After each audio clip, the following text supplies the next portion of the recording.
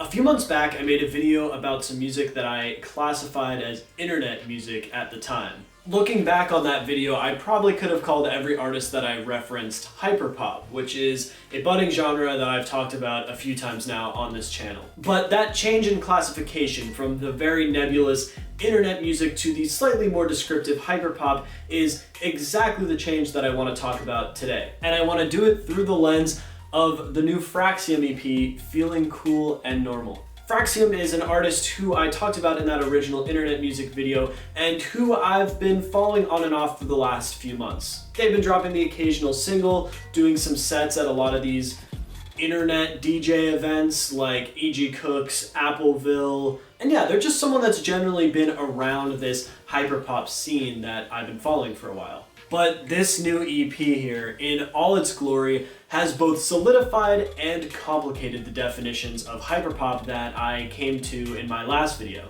In that video, I reacted to some artists from the Spotify hyperpop playlist and talked about how I was confused how Spotify was choosing which songs went in there. There was music heavily influenced by rap, electronic, rock, so many different genres, all kind of bunched into this overarching umbrella. But the last few days listening to this Fraxiom project, in addition to reading some of your comments, has kind of changed my perspective on this whole hyperpop thing. But I won't get ahead of myself. What we're gonna do today is listen to this EP, talk about some of my favorite moments, both profound and otherwise, and try to talk more about this hyperpop space and what it means for the future of music. I hope you guys enjoy. Let's get right into it.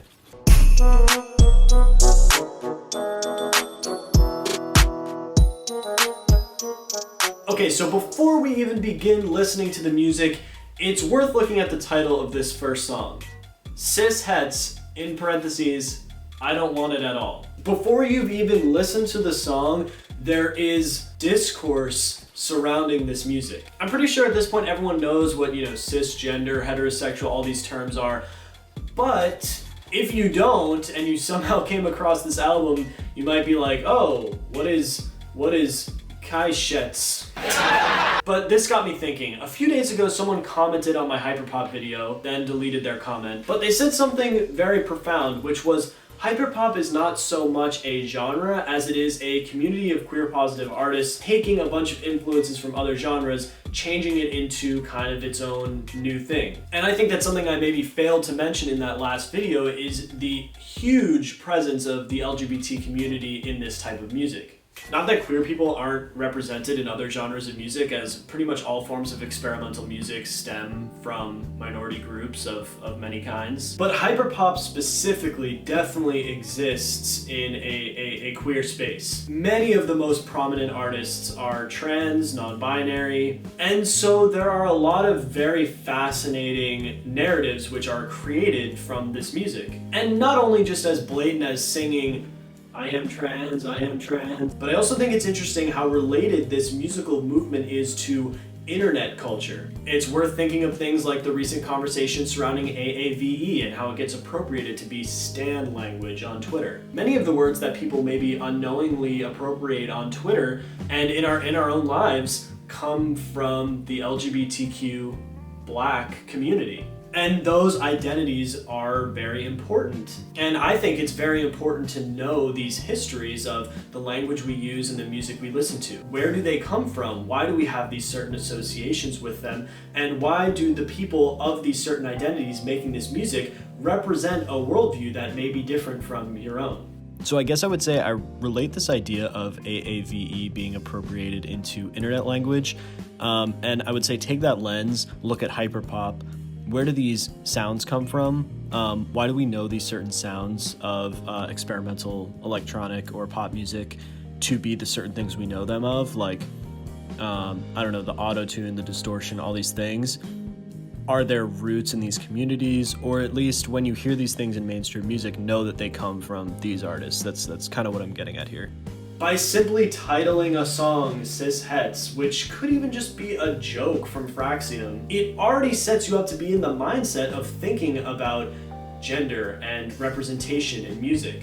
This album is very tongue-in-cheek, and so I think that Fraxiom might hate the fact that I'm digging this much into the album title and placing their identity so heavily into the music that's produced. And I think that's totally fair. There's been an ongoing conversation about the place of white music critics, and music critics in general when it comes to art. But I just want to say that as a cis white guy listening to this music, to the other cis white guys that listen to Hyperpop, because I know you're out there, it's very important for us to recognize where this music comes from and why the narratives that are produced get produced. Because as much as it's tied to being on the internet, being Gen Z, it is also tied to our sexual and gender identities. With all that in mind, now I want to go through the music, talk about the memes, the actual serious lyrical ability, all the influences, and try to come up with a newer definition of hyperpop, or at least try to understand why music like this kind of gets all bunched together.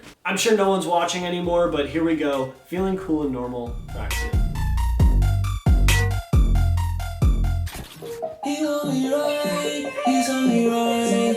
Stepping out the cafe, you know what's on me right. I go here as I go, it's me rapidly like drum roll. I don't talk about myself after.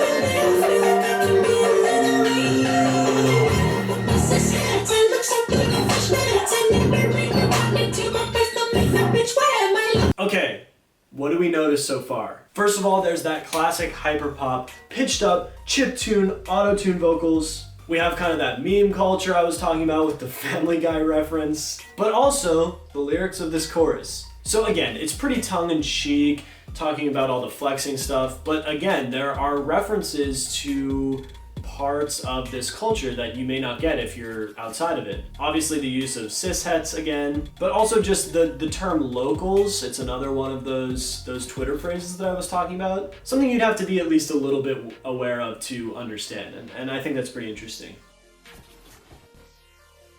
The other thing that leads me to believe this is hyperpop in terms of production is it slaps. Just kidding, it's actually because it has that it's claws. But so many songs in the hyperpop genre use this, and most of it coming from Dylan Brady, but yeah, it has a sound though, you recognize it. I don't know.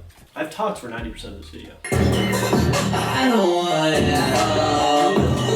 to stare at the wall. I feel really truly you see us as a man.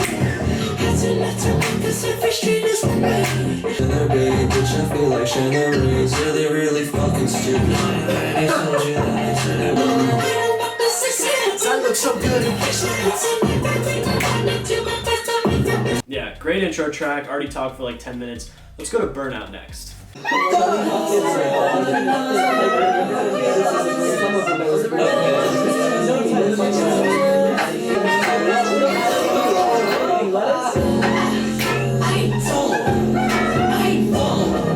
Honestly, the beat is so ridiculous that I feel like it just horseshoes around, and I think it's good. Why?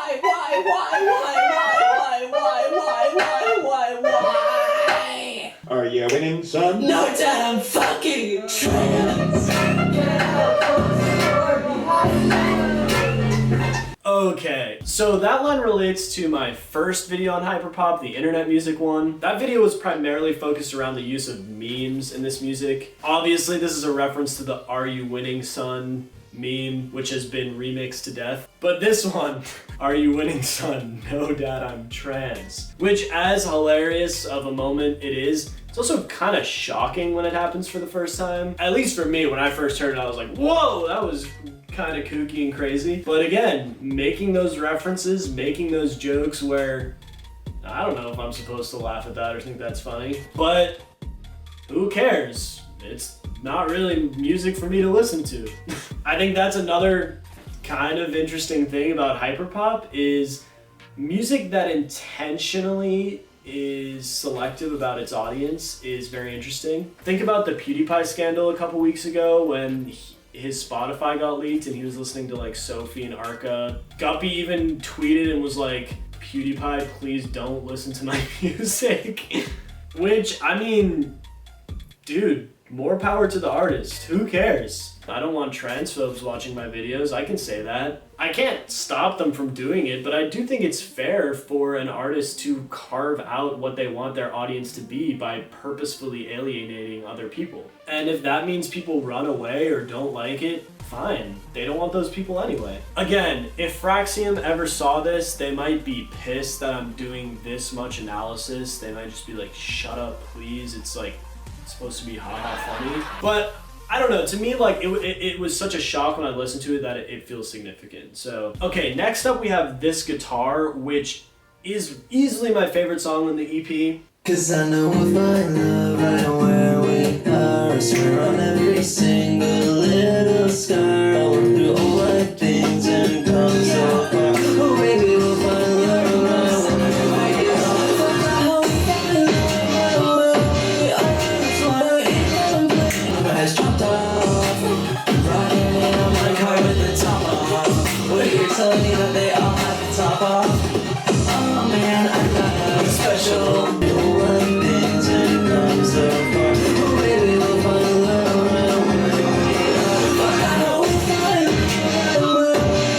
I think what's so incredible about this track is that it's like literally when I think of hyperpop, it's this. Combining the guitars that are like an emo song along with the vocal melodies, the electronic production and the like build-ups that sound like a rip on Ultra Music Festival, and then the references to memes, to Minecraft, it's just like so good. It's so self-aware, but it's also amazingly produced. Like it's good music, and that's why I love this stuff. It makes you laugh, it makes you think, you can play it 100 times.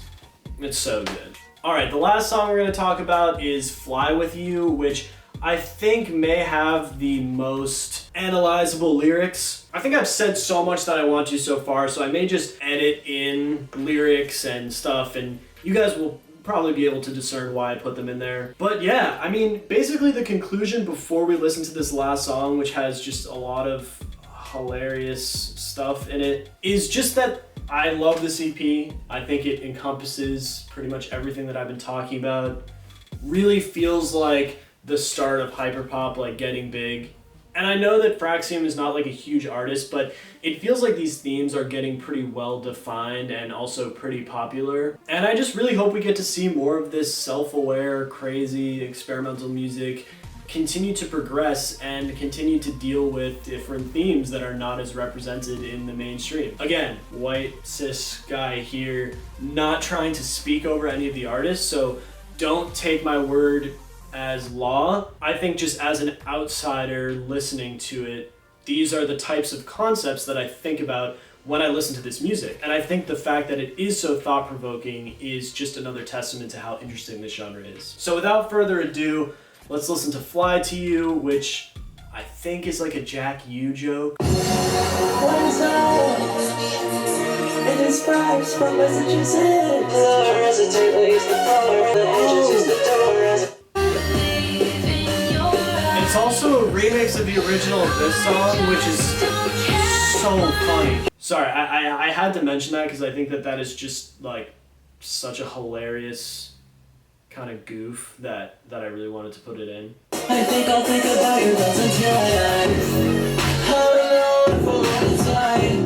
Hyperpop playlist, Spotify. Never really get this far, just let my fucking someone's favorite aesthetic. Yeah, he thinks Macintosh voices tight. He uses Japanese text and everything is fucking right. Think you're Porter Robinson, fuck you with the underwear I'm throwing in. LOL, I just got the bag and I convert it to Welsh. I thought you could say that I could tell. Make that much from real life, allergic to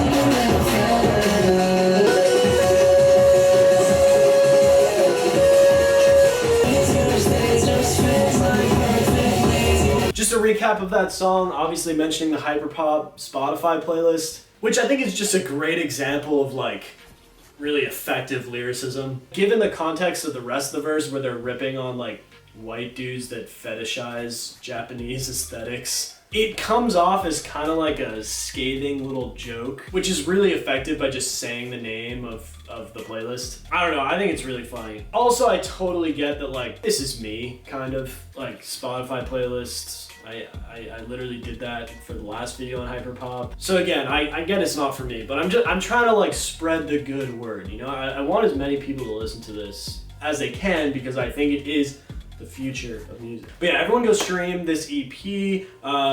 Let me know some suggestions for other Hyperpop artists. I'm probably gonna make a couple more videos, at least one about the whole SoundCloud side of things, because that was a whole aspect that I didn't know about until pretty recently. But yeah, if you guys like the video, leave it a like, helps me get this video out to other people, and I will see you in the next video. Peace.